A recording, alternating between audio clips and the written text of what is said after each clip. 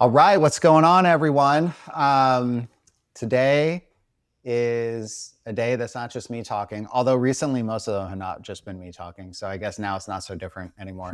But it's almost better to do it this way. You can only hear me talk so long. So today we're gonna have a really interesting conversation around emotional eating or mindless eating, compulsive eating, however you sort of want to describe it.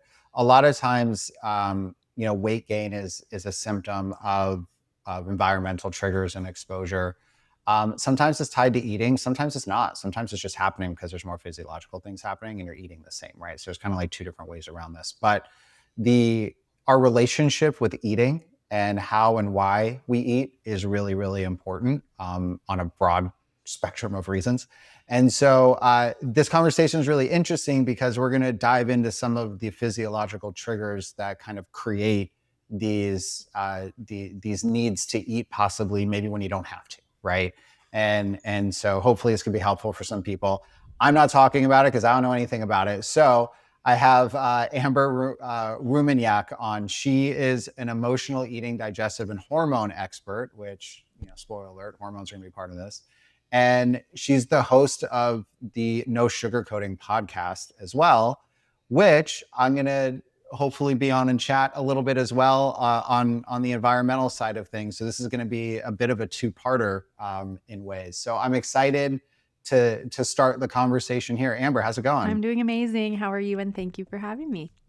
I'm doing great. I'm really excited to talk with you. So Likewise. let's start at the top. Who are you and why should people care what you have to say?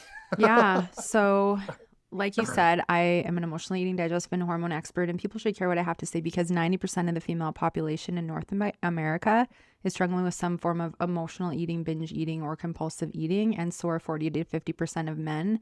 And it's not being talked about enough. And I don't think it's being addressed from the roots in the proper ways, or we wouldn't have it be such an epidemic. In fact, binge eating is the number one diagnosis in the United States above cancer and heart disease, all these other things. Why? Right? Because we're not advocating and looking into the roots of it. So that's why people should care. Even if you're not struggling, someone around you likely is, and it's their secret in the closet they're not telling you about.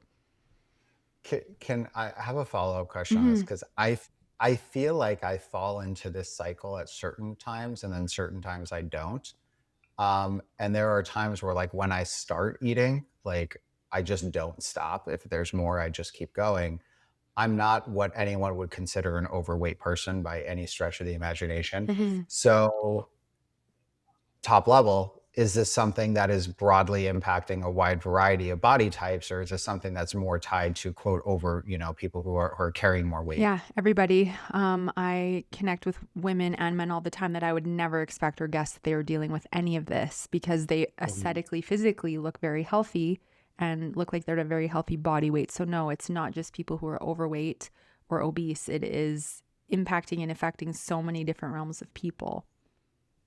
Yeah, and I love that we touched that at the beginning because, when you talk about eating and overeating and then weight kind of gets correlated with that, it becomes, sometimes a sensitive topic to get into. And I think, like, understanding up top that it's not even about that, right? Like I said, like, I literally will sit down and not stop eating if there's stuff in front of me.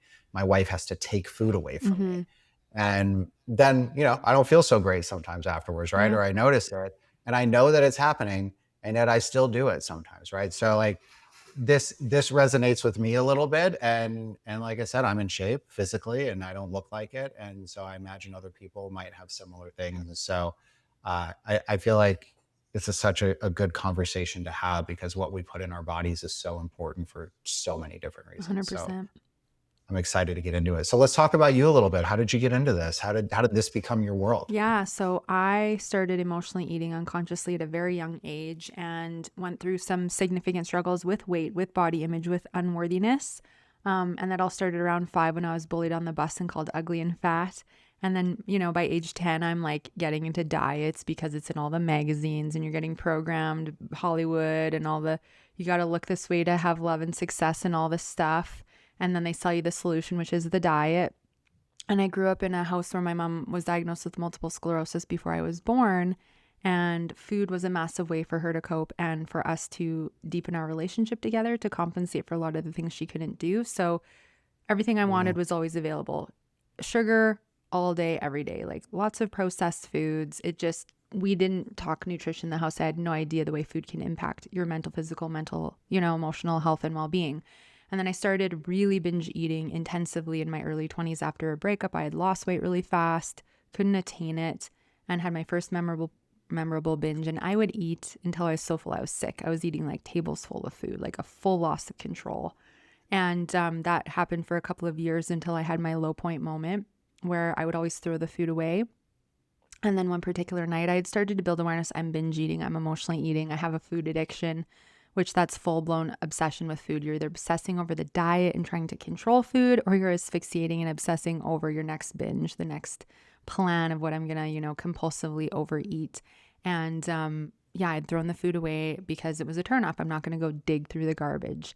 And that wow. particular night, after I'd gained some room in my stomach, my all or nothing thinking came in and it's like, oh, well, if this is the last time you're going to do this, you might as well just go eat the rest of the cookies because tomorrow the diet starts. You can't have the sugar anymore. So like have the rest. And so I dug through the garbage, ate the cookies, threw them out in the dumpster in the back alley, and then went and grabbed them again. And I was like, wow, like maybe not everyone's doing this, but I'm doing this and I can't keep doing this because I don't think I'm going to make the next 5 years of my life if I keep in this destructive behavior. And so that catapulted me onto the journey. And one of the first things I started learning about was sugar and the addictive nature of sugar. And also, I had known for a while I had bad candida, fungal overgrowth, like I had mold issues going on in my body, had been exposed. And I learned the significance of how all of this was amplifying my cravings. But every time I tried to like get rid of it, the restriction would trigger me to go and binge again because restriction can be a huge trigger to self-sabotage with food. So I started to change the way that I ate first, but a big part was understanding triggers and understanding why I was using food as a coping mechanism. And there's many potential reasons for that. And I find that's where a lot of people don't like tend to this or end up overcoming it because they have no idea why it's happening and they're not in awareness of how to start looking at asking what's triggering me. Why am I doing this? Am I physically hungry or is it emotional? And so all of that really led to a deep journey of emotional healing, building self-worth, building self-love, healing my diet addiction, using food as fuel, learning how to mindfully indulge, but most importantly, learning how to deal with my triggers and have healthier ways to cope with stress and healthier ways to cope. What do I really need instead of food? Food is actually hurting me in this sense. And so that healing took a couple of years and there was a huge weight component. I was in deep loathing with my body and my weight for a very long time. That's why in my bio, it's like I lost and gained over 1,000 pounds in 5 years because I was either yo-yo dieting and trying to gain control with food or losing control up and down, 20, 30, 40 pounds. So that journey and healing all of that is what really inspired me to get into the work that I do today because most women and a lot of men are struggling with this or have someone around them that is, and they have no idea how to support them, help them, relate to them. And just assuming have control, just don't eat the food is one of the most disempowering Yeah. things you can tell to somebody who's struggling with this. Wow. Well, thank you for sharing all of that. That is quite the story. Um, I'm glad to hear that you've come out and figured it out, Yeah. right? I'm one of those people that think all these things happen for a reason. Mm-hmm. And, not to bore everybody knows my story, but I had my own and it puts me in the seat that I am right now. And so, you're able to do the same thing and be able to share and help. And I think it's awesome. So you mentioned triggers, Mm-hmm. right? Um, I feel like I'm starting to become a bit more aware personally of just triggers in general in my life, not necessarily like food related Mm-hmm. all the time, just like things that get me. Um, do you find that the trigger component is it mostly tied to like traumas, or are there other reasons for triggers outside of previous things? Because you mentioned in your life there's previous things, Mm-hmm. or kind of forms of traumas, I suppose, Yeah. that then become future habits in a way. Is that primarily how you see it, or is there other like paths to that? There's other paths 100%. So I do find a lot of people have some kind of experiences, whether they're bullied, they're put on a diet as a child, like perfection tendencies and expectations from parents. Oh, good for you, got a B plus, but you need to get an A, you need to do better, try harder. So a lot of that kind of dialogue, or in the family, if it was like, you have to put yourself last, you should be ashamed of yourself if you're prioritizing your needs. I see a lot of those kinds of habits and behaviors really definitely fueling these self-sabotaging behaviors with food, but it could have been a breakup. It could be that you're a people pleaser and you're last on your list. And so for you, you get so overwhelmed and burnt out. And the one thing you have to look forward to in your day that you reward yourself with is food, but then it goes too far. Or maybe you are the perfectionist who's either like, I got to be all in with my diet. And if I have one little thing off track, then you're like, screw it. The day is ruined. I'm going to go eat whatever I want. Or maybe you don't have balance with food. You've got food fears. Maybe you were put on some kind of restrictive protocol and you're terrified to eat anything outside of that because you finally feel better, but it's not realistic for you to have to like live like that for the rest of your life. So there's food fears, there's traumas, but there's also physical triggers like high cortisol, stress hormone that increases our appetite. It increases our sugar and salt cravings, right? So hormone imbalance can become triggers. Gut imbalances can become triggers. If you don't sleep well and you're tired, you can be in more of an I don't care mentality. I don't care what I eat. I'm tired. I want this, right? So there's many potential things that could be triggering mentally, physically, emotionally, habitually. So my biggest trigger was in the evening, I would turn on a show and eat. So every time I ate in the evening, I was wiring a pathway in my brain or a habit. And what I started to learn when I was healing was, wow, I don't want to binge right now, but all of a sudden I feel this strong pull. Why is that? And it's because I had to dismantle that pathway that I had built in my brain, right? I had to dissolve that and build a new one. So we're building these habits in our brain and don't even realize it. And then there's the chemistry, the neurotransmitters like dopamine, serotonin, GABA, and these are mood boosting and mood leveling neurotransmitters, and many people are deficient in those because of hormone issues, poor diet, gut issues, etc.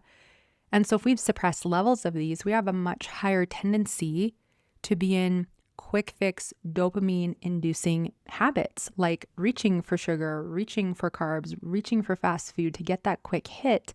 And we don't even realize it could be because of something like that. And so I think it's important to understand one of the reasons people can stay in these cycles is because there's so many layers, let alone like, I don't know if you're really into energy, but like I'm a sensitive empath. I feel everything. And one of my last triggers I had to heal was how to not take on everyone else's stuff because it was overwhelming to be chatting with someone, them drop all their stuff on me. And then I felt like I was taking it all home. And then I'd feel the anger and the sadness and the overwhelm. And then I'd be like, well, this sucks. I'm going to eat. So there really is something at all of these levels of healing that can become a trigger.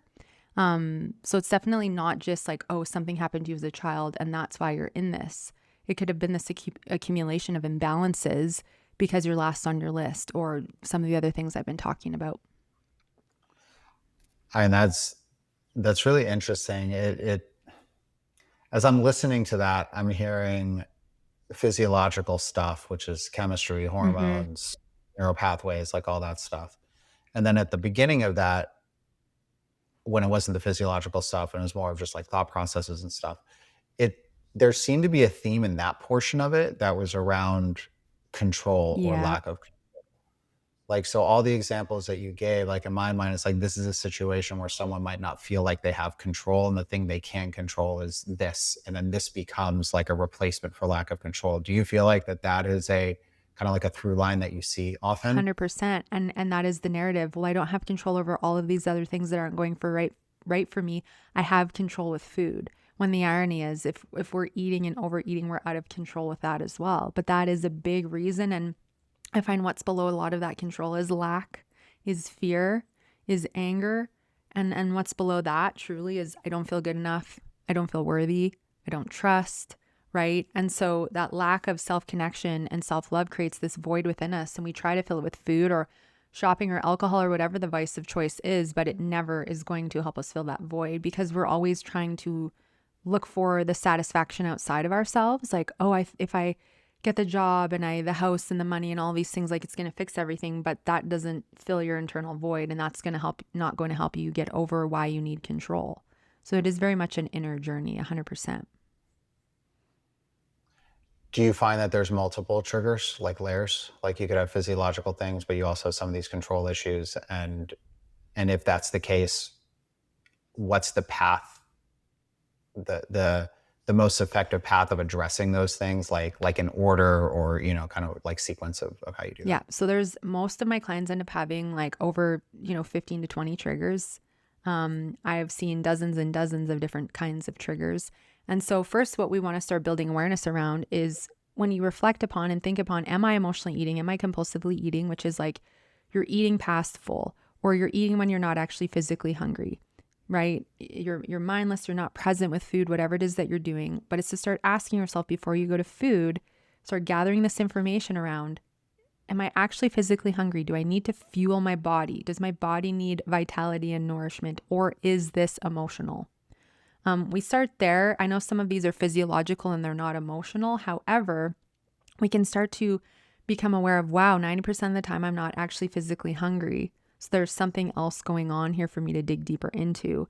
And then we start into this conversation of, am I aware of anything that's triggering me? What patterns am I noticing? Wow, when I'm tired, I am more likely to want to overeat or be mindless with what I'm eating. When I have a stressful day and interaction at work, that one really gets me. Ooh, my afternoon energy lull really makes me crave sugar and caffeine. There's one there. So we start gathering awareness around triggers and the difference between physical and emotional hunger. And then we'll do things like hormone testing, vitamins, nutrients, inflammatory markers. We'll see what's going on with all of that. We'll look at the gut and see what's going on there. And blood sugar. Blood sugar is such a big one. People are not eating enough. They're not eating regularly through the day. They're skipping meals because they're not hungry. They're trying to diet and lose weight. And then that is skewing their hunger hormones and their mood and setting them up for overeating in the second half of the day, I often find. So we look at all these different pieces and then we start getting very clear on, okay, what is your unique set of triggers and what's like your top 3 or your top 5? Which ones just feel the most intense, like they're recurring and really impacting you and triggering you to lose control. And we start picking away at those and understanding what is at the root of those triggers. So we can start supporting things like blood sugar, better energy, stabilizing mood, right away. But some of these ones, like if you're the ultimate people pleaser and you are terrified of saying no and setting a boundary to open up time for yourself, or you're the perfectionist and you've been in all or nothing mentality or the control for most of your life, these are the things we've got to pick away at dismantling over time and essentially do what I call take your power back from and create new habits, beliefs, behaviors, which ultimately, as we work on these things, helps you dismantle this for the rest of your life. Like my clients are not managing emotional and binge eating, like they're fully breaking free of it because it's not Yeah, something we should have to manage for the rest of our lives. 100%. There are reactions to actions like in everything. And so if something happens, there's a reason that something happens. Mm-hmm. And so being able to address the reason and stop the downstream effect is, I mean, it's the concept of functional medicine in general. And then you Yeah, apply that to different areas of your life. You're like, oh, this makes so much sense to be doing this like this. totally. Um, so physiological components, you mentioned yourself, mold, candida issues. Mm-hmm. Um, how how does the mold exposure component connect to all of Yeah. this? What's the trigger it's creating? Is it creating multiple triggers? Like what's going on and how important is that in the grand scheme of these triggers that we're talking about? Yeah, so I think there's several triggers that this creates. I think there's an inflammatory trigger, and we know that inflammation, well, there's a few things here. So some of my clients who get so inflamed, they get so irritated about it. My clothes aren't fitting properly. I feel like I'm gaining weight. And so that will trigger them into the self-sabotage right away because they're Uh-huh. already in self-loathing with their body. We know inflammation suppresses mood boosting dopamine, serotonin, right? And our stabilizing mood hormones. And when they're low, we're more likely to go into these dopamine inducing behaviors, these quick hits from food. So that's another thing. And then, of course, the more we self sabotage with food, the more inflamed we are, the more we lower those mood, the dopamine especially. And then we just want it even more. So even from that, it's significant. And then we get into the way it impacts our hormones. So the more of this exposure we have, I see a lot of women with more elevated cortisol, with mold issues. And like I talked about earlier, if we have more elevated stress hormones, we have increased appetite levels. We're not very clear on fullness cues because we feel like hollow leg, we could just keep eating. And then as well, we have more cravings. So we're going to have more sugar, processed salt, and carbohydrate cravings. So this all can stem from this as well. I see a lot of women also, because of the inflammation and the cortisol, their thyroid is suppressed. They're in hypothyroid. And when we're in that, we can have more elevated salt cravings, but also you don't feel as hungry. Your metabolism is sluggish. You may be gaining weight. So there's a trigger there. And with a lack of hunger, a lot of people just assume, well, I'm not hungry, I shouldn't eat. And then they're skipping meals. And then all of a sudden the end of the day comes and they're so ravenous that they're overeating. So I see that as well. And then I see a lot for women, the low progesterones, because inflammation and this exposure really makes it hard for egg health quality to be optimal, for ovulation to be optimal. And we need that to produce our progesterone and estrogen in our cyclical years. And as we hit perimenopause between 35 and 37, you're going to start to see that decline. And when your progesterone is low, you can have a flat line with your mood. You can feel literally nothing, disconnected from everything, apathetic, indifferent. And when we feel that, it's very uncomfortable and very unsettling. And so we want to feel good, right? And so we reach for these sugars. I find especially sugar in this case. There's a lot of sugar and processed carbohydrate cravings. And part of it is because, a lot of these pathogens and fungal, bacterial, mold exposure, like they make you crave sugar. They mess with your blood sugar as well. And so then it's just fueling this vicious cycle of like, I want to heal these things and clear these things out of the body. I want to balance my hormones, but the cravings and the increased appetite and the drop in mood is also pushing this desire to be in this self-sabotage with food and with all of it. Yeah, it makes a lot of what you're describing and like the effects of exposure and the inflammation and stuff. We have hormones, we have chemical imbalance, we have all these different things. And this angle, this view of like the eating component is one way that it impacts us, right? But I think the understanding like what it's foundationally doing to us, like in our gut with our hormone imbalances, how it changes like all these different things, it helps explain like why someone can be exposed to an environment, that has a mold issue or water damage issues or whatever, and they're getting all these different kinds of things that are happening to them. And I would imagine sometimes it manifests here, sometimes it manifests in, other physical ailments, sometimes it's whatever it is. And it's like this constant theme that we hear all the time, and it's like, oh, this is another way that thing could be an issue. How, when you're talking with someone and you're working with someone through this, when do you feel that like a mold exposure is a possibility? Like you're trying to like kind of tear down what these different triggers might be. When do you get to a point where you're like, okay, I think that there's like an environmental thing happening? Usually quite soon, I would say within maybe even the first few sessions. But if, they're complaining of like a lot of symptoms, like they're congested and they're itchy and they're fatigued and their mood's really low and they're inflamed, no matter, like even as we start to make changes of food and they're eating regularly and they're less triggered, all of a sudden they're gaining weight. And it's like, okay, well, your hormones aren't that bad. So what the heck is going on? Or maybe while we're working together, I had a client literally move offices and she was improving significantly. And then all of a sudden she's gaining weight. She's inflamed. She's sensitive to everything. And I'm like, is there mold in your office that you moved into? Because I don't understand why all of a sudden you're declining unless you've really relapsed in your behaviors. And she's like, no, I haven't. She's like, I did just find out there is mold in here and I'm going to have to move again. So I find once we start like really clearing some of these initial triggers and they're able to pull back on them, we can start to really see now what is actually amplifying the symptoms and what is not getting better and improving. And so then at that point, once, like for me in my practice, we can start some like gentle support, but once they're clear of the self-sabotage with food, then we can go full in and we can do gentle detoxification, as their hormones improve and they're not in that self-sabotage with food anymore, to help assist with starting to clear that out of the way.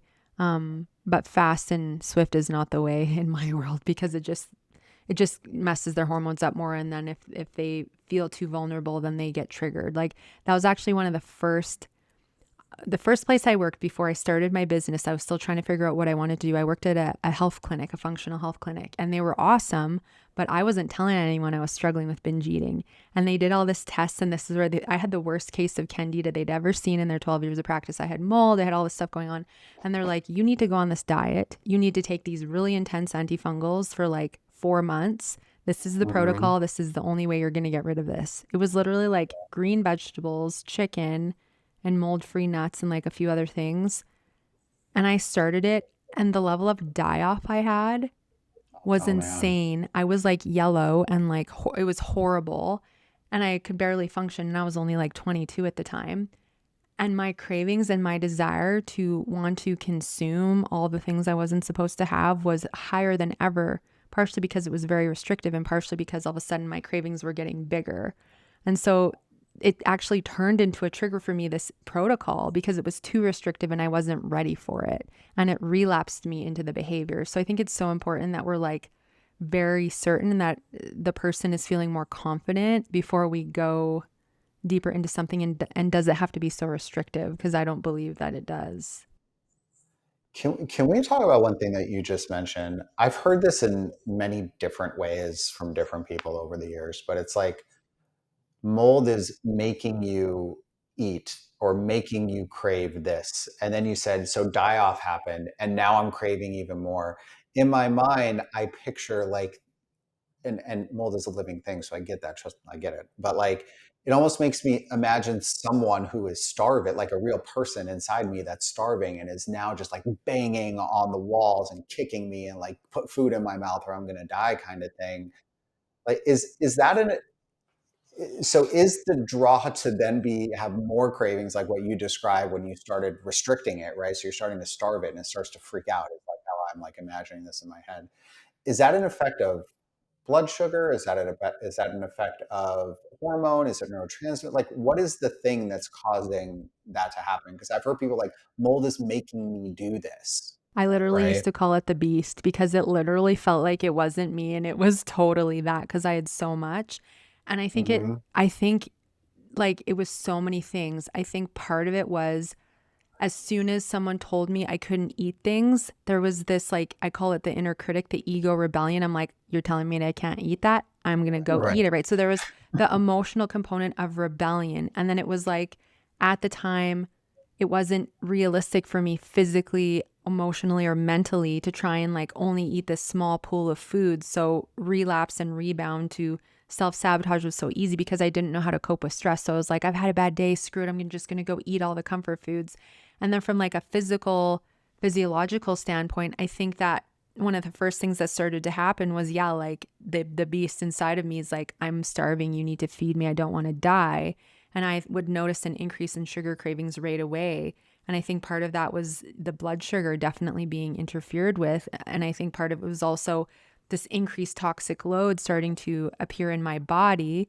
No one Yeah. would talk to me about lymphatic drainage or detox pathways. They're just like, take all these antifungals and restrict. That is the way. And so I'm like, all this toxicity is built up in my body. My liver's overburdened. My I know, right? adrenals are Yeah. overburdened. Yeah. My cortisol's going through the roof. No one's telling me any of this. And I'm like, no wonder my cravings are so big because all of this is impacting my blood sugar. It's impacting my mood and my neurotransmitters and suppressing them more, right? And you don't feel any level of grounded or settled trying to go through this protocol because you're literally trying to fight this urge in your body and this voice in your mind that's just like, it would just be so much easier if you just went and ate that sugar. It would just be so much easier if you just didn't have to fight this right now, on top of the other triggers, the other emotional and binge eating triggers that were like outside of, this restriction. And I do think because I already had all these hormone issues on top of it, that it just made it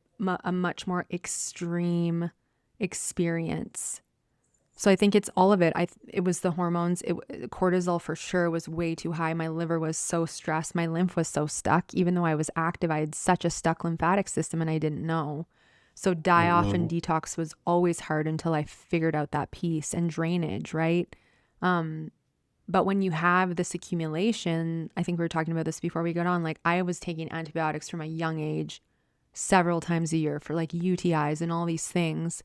So when you're like the antibiotic baby and then you're eating all this sugar growing up and then you get exposed to mold on top of it, I can't imagine like the accumulation Like the test showed it, but to actually experience that die off and how intense it was, it just proved the intensive reaction that my body was going through. So you do feel kind of crazy, but it's not you.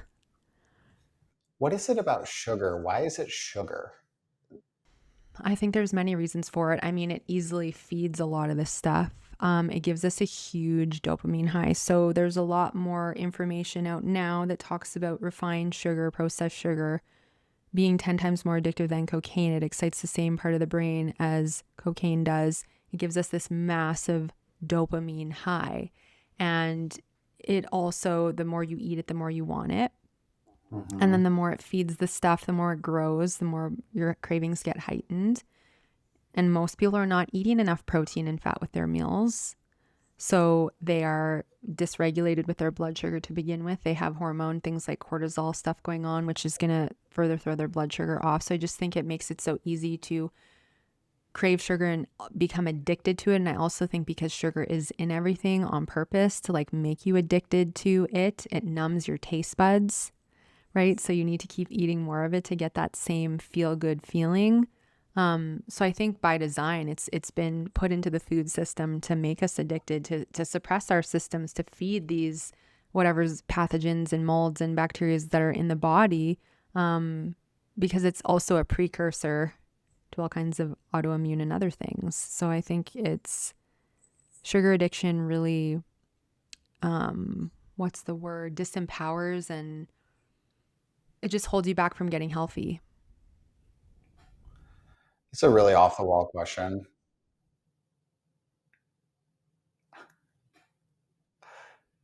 Do you do you think that food and the way that it is now is on purpose? Meaning that, yeah, I'm just curious about your perspective on And that. before I started my healing journey, I knew nothing about any of this. I was like the standard American diet, and it's no different in Canada. People think it's better in Canada. It's not. Here we are being like, fake dyes are not a risk to human health, and you guys are starting to get rid of them in the States, and it's like, oh my gosh, like ridiculous. So, the food slowly, in my opinion, has been manipulated because it's such an easy way to slow people down, deprive them of energy. It's a really easy way to make people addicted to a substance that is normalized by society to consume, right? It slowly kills us. It slowly makes us sick. It's a very Hmm. slow build to dis-ease and imbalance. It causes inflammation, right? All these seed oils, sugar, all these things. It throws your microbiome off. It suppresses your immunity, and all of that is going to impact your hormones and your mood and your neurotransmitters. And it's going to change the way you behave. And they've manipulated food in a way. I chatted with a lovely doctor the other day, and he's like, all the people they had in the nicotine companies, the food industry just hired to come in and design the food to be addictive, to give you the perfect high and to make it really cheap to justify why I should buy it like that. Right. And we Wow. see how connected big food and big pharma are. They're playing in the same game. They want you sick. They want you on as many medications as possible. And in my opinion, there's a level deeper where if you feel insecure in your body, if you feel unwell and you feel out of control and out of power, you truly are easier to control and manipulate because you're in fear, you don't trust, you don't have any level of discernment because you're too busy asphyxiating over food, fighting with your body, feeling exhausted, brain fogged. And so we truly can't step into our full potential or our power if we're constantly in this fog of fighting with food in our body and these symptoms. But you can't quit food. You can quit drinking, but you can't quit eating. Yeah, and it's hard to find the right food to eat. It's really, really difficult if you're trying to be aware of what you're eating. How do you see this in kids? Like younger kids, I have a 6-year-old and a 4-year-old. Really just on my last recording, I was talking about them. I talk about them all the time. And we are actually talking about eating and food and that sort of thing. The person I had on was like a functional pediatric specialist around like eczema and like other kind of those types of inflammatory things that are going on in young kids and how to help them. And kids are hard to feed, man. Like they're hard to feed healthy things. How have you worked with people who are trying to work this down with their children, or there's concerns already about like children's mood and behavior and things like that? And what have you learned there, and strategies, tips, tricks, like how to help that?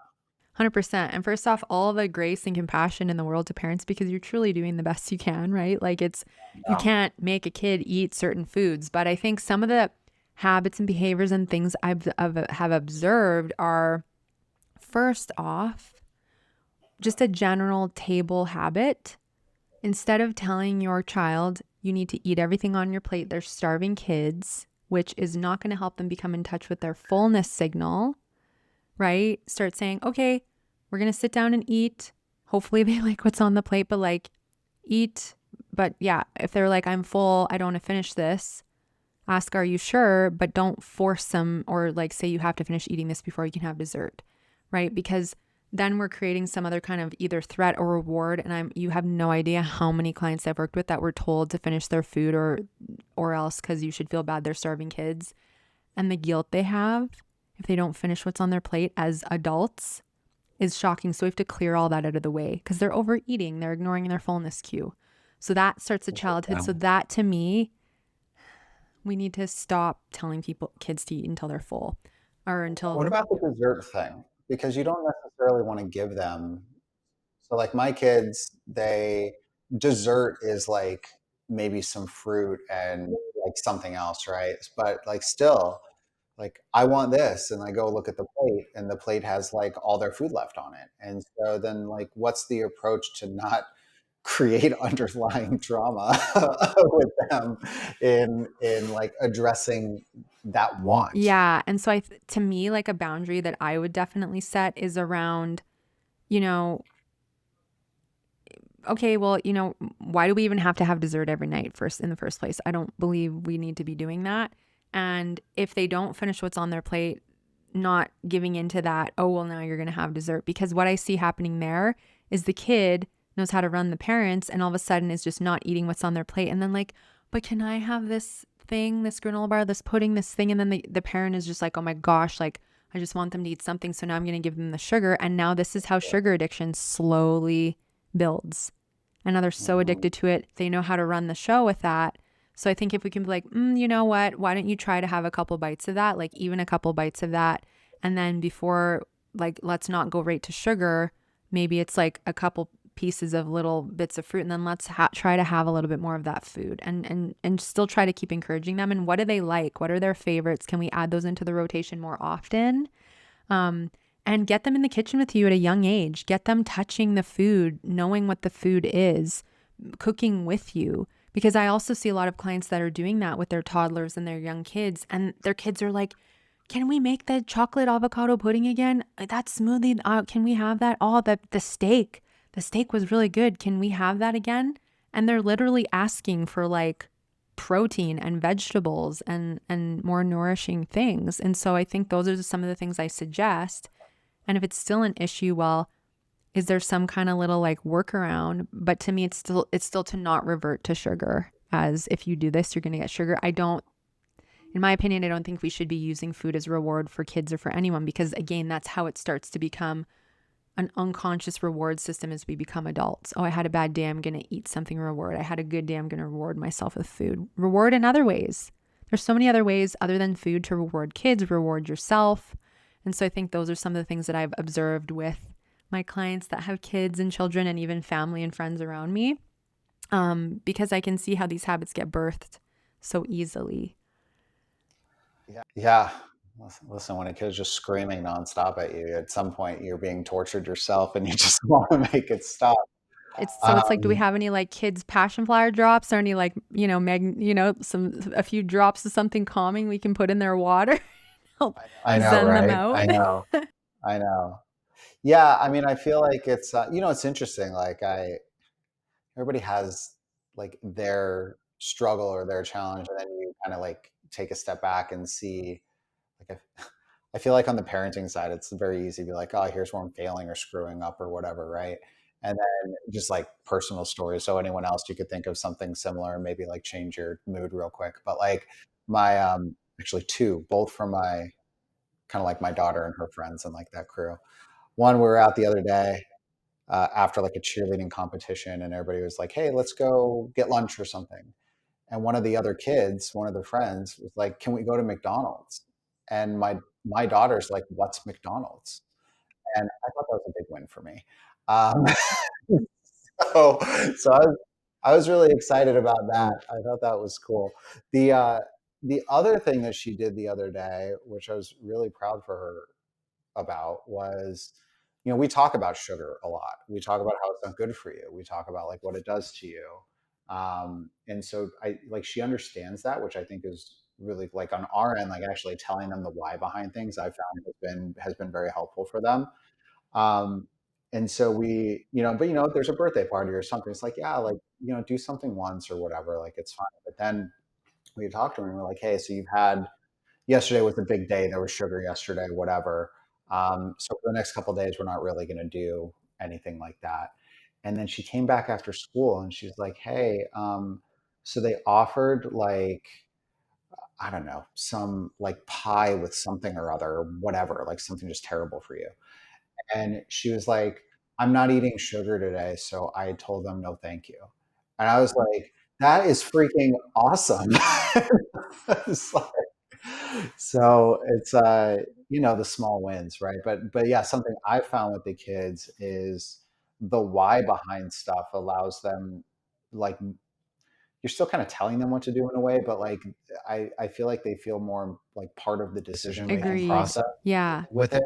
And I Yeah. love that you're educating them, because I think that's the other thing. It is up to us and up to the parents to educate the kids on what this is and the impact, so they can better understand, because we're helping to program them and inform them and help them become educated, right? So that when she is out and this gets presented to her, she can make a more empowering decision, which it's just proof of, taking that initiative. I know my nephew, my husband went home to visit his family and they were out and he's like, McDonald's is bad and this, and he was just like, oh, that's all junk. And he's 7, right? But it's because especially his dad has been like educating him and helping him understand, and they cook a lot and like eat a lot of whole foods, and yes, everything in moderation. There's stuff that they're going to have, but yeah, it starts at home with the education. Yeah, it does. These kids like teach you how to live on top of you teaching them how to live all the time. It's really interesting. Um, so like high level, somebody comes in, what's your flow with them? Like what's the formula, like protocol formula broadly? Obviously it's different for people, but what's like broadly the protocol formula where you see something happen? It's a very committed formula. So usually most people are coming and committing to at least 6 to 12 months, because it's going to take time. But we start with a very thorough assessment. And so we're going to do a full hormone, like chemistry, looking at everything. And then we're also going to start diving deep into your triggers, your main health complaints, your habits and behaviors, and how you're currently eating, supplements, medications, things like that. And then we start working on blood sugar balance, better gut health, mood, and starting to work on the triggers right away. And we spend a good chunk of the upcoming sessions thereafter really dissecting triggers, introducing tools and support to help interrupt the pattern of just going to food and actually taking ownership or responsibility and looking at what's actually going on and what do I really need instead of food. And so that starts to dismantle those patterns. Some of my clients who've been in this for years or decades can start to really gain traction from like daily or weekly binges to like once a week, once a month. And for some, it takes longer, just depends on the person. And then from there, it's really like we got to heal the relationship with food. Digestion starts to improve, blood sugar gets better, energy gets better, like symptoms are improving. And then once they're over the self sabotage with food, then we can do more to like improve their gut health, balance their gut flora, clear mold, whatever those things are. Their cortisol usually starts to drop. And then also, while we're on that journey, we're going to be working on things like helping them overcome people pleasing and prioritize themselves, better sleep, more self-care, healthy ways to cope, healing perfection, healing diet and food rules. Because there's a lot of food fears and like resistance and frustration around not losing weight quickly enough. Because of course we're conditioned in the quick fix. We got to have it all now. And so we get curious, why are you hanging on to protection? Weight is a safety mechanism. The body hangs on because you don't feel safe. So what are your weight loss blocks? And that goes very deep into all the levels of things as well. And as they help their bodies feel safe and they focus on a healing journey instead of a weight loss journey or a restriction journey, because it's not any of that, They build the confidence and attunement with themselves and the trust, and then things shift quite efficiently without force because they're working with their bodies and we're working on the root issues. If you're the parent of not a young kid like mine, but let's say teens, something like that, and you see this is happening with them, how, how does that parent help to start addressing it? I think one of the things to just start asking is, how are you feeling about yourself? How are you feeling about what you're eating? What do you know about food? Just tell me like your thoughts on it, right? Or, oh, I've just been noticing you've been, you know, eating a lot of this lately. Like, do you want to talk a little bit more about that? Or like, how do you feel about your body? Like, actually ask them questions. Do you feel Mhm. pressure to look a certain way? Like teens, especially for girls, like there's so much pressure to like be thin and look a certain way. Guys, I'm sure there's other aspects of that, but it's starting to like help them open up and be willing to have maybe more vulnerable conversations with you, and hear where they're coming from first before you try to teach or preach anything. And then based on their responses, I think it's like, hey, like, I really want to get us in the kitchen more often. Let's interact and create food together. That is awesome. Get into the education of it. And at the same time, teenagers can also be very rebellious. So I think trying to tell them what to do might necessarily trigger an opposite reaction.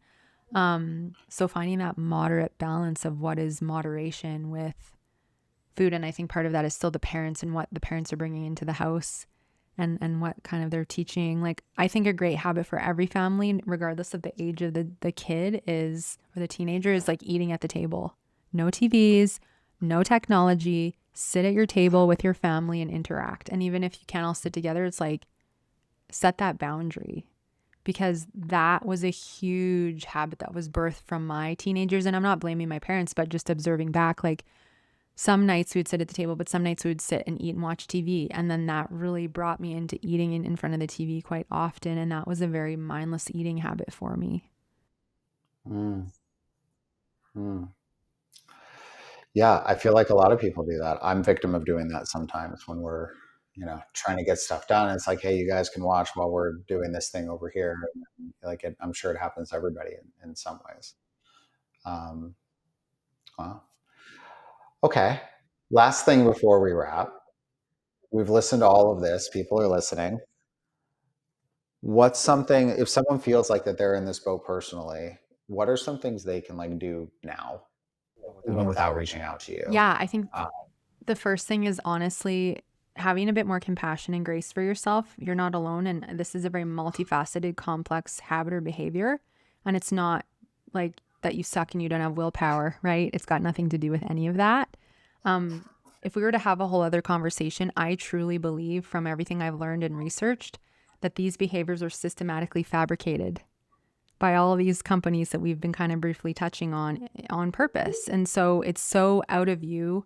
And it's that also on top of it, your internal struggles, imbalances, insecurities, traumas amplify the behavior.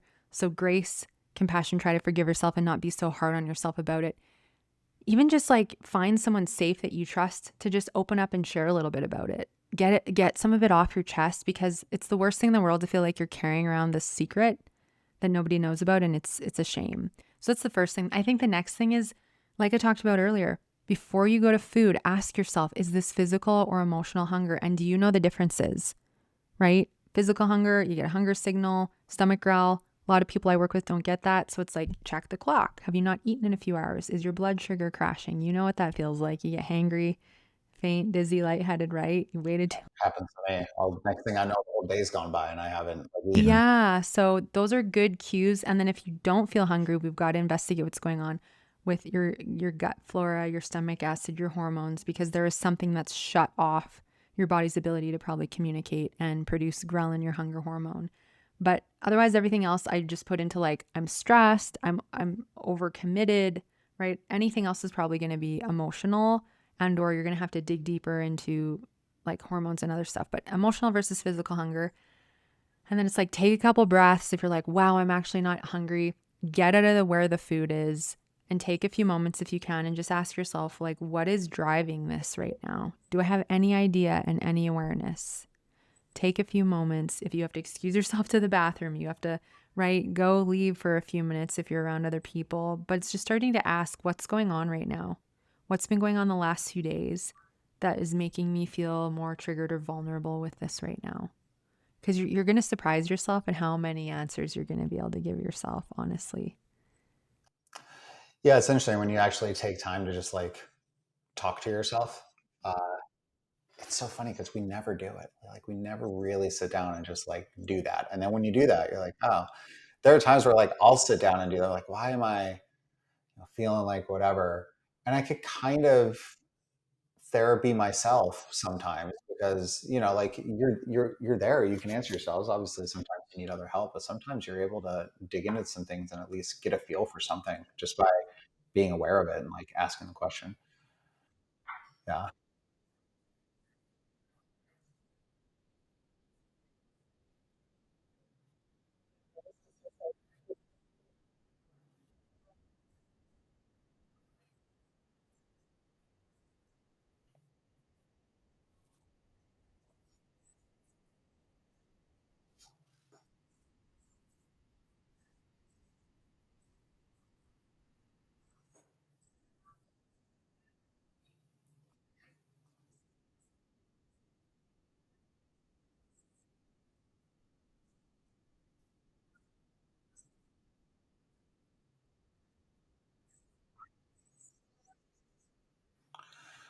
Well, that's super helpful. I have one selfish self-serving question to ask while you're sitting here in the last 4 minutes that I have here. um, I personally find that when I'm eating, at least lately, like I'll eat something that's like heavy protein with like not a whole lot of other stuff or whatever. And then next thing you know, I'm like, I just want to eat some chips. And I'll go and I'll just be like, and then I'll just eat like a half, not a half a bag is maybe too much, but I'll eat like a bunch of chips. Like after I've eaten like a whole thing of like something else. Why is a very broad question, but like why? No, that's a great question. There's all kinds of things you can kind of like explore with this, but essentially, did you have enough fat with that? Because I find if I just eat a big pile of protein, I want something else afterward. I need to have my fat and protein together. And also, personally, Mm. for me, I need those carbohydrates, like fruits and veg carbohydrates. So, are you lacking in something physically? And then when we look at like chips, okay, well, what kind of chips are they? Is there MSG or some kind of hidden like flavor enhancer in them that like is giving you a dopamine high and making you wanting to keep eating them? Crunchy foods, often the craving or connection behind that and us eating them is it temporarily, the clenching of the jaw helps us produce a little bit of dopamine. So there's that little reward going on. Or sometimes there's suppressed anger, irritation, and frustration can prompt us to want to keep eating things like chips and crunchy foods. So is there something there? Is it the salt? And And then, you know all about hormones and stuff. Is there some kind of mineral or like nutrient imbalance that your body is needing something? And is it like the habit? Like, do you ever associate regularly, like eating certain things and then eating something else like chips because you'll wire that pathway in the brain? And then there's a disassociation that you want to build over time to maybe, not that you can't have chips, but it's like, I don't want to feel like I have one thing and then I'm feeling the pull to go to that. yeah, no, that makes sense. At minimum, they're at least as healthy chips as you can be. There's like three ingredients in them. We're really good about like the things that we buy, so we don't get a whole bunch of like random stuff in our chips. But still, it's all carbs. It's like just chips, and it's like, um, well, awesome. Thank you so much for this. This was a really cool conversation. I'm excited to talk about whatever you want to talk about when we get on to your show. Um, so just again, it's the No Sugarcoating podcast, right? So that's where you could hear more from Amber on a lot of this stuff. Is there any other areas where people could come check you out, or if they're looking for more information from you or anything? Yeah, so the website's amberapproved.ca. I have a free understanding emotional eating workshop you can check out as well. If you do want to connect and talk about support, I offer a 30-minute complimentary consultation. So all of that, plus the podcast and lots of resources and learning more about food and body freedom are available on the website. And then primarily I hang out on Instagram and my handle is my name, Amber Romaniuk, Romaniuk. Awesome. Well, Amber, thanks for being here, and I'm looking forward to coming into your world sometime Yeah, soon. thank you for having me. And I'm absolutely so excited to have you on the show. Everyone's going to love it. Yeah. Well, thank you. This has been awesome. So it's going to be fun. I can already tell. So thank you so much. We'll talk to you soon. Bye.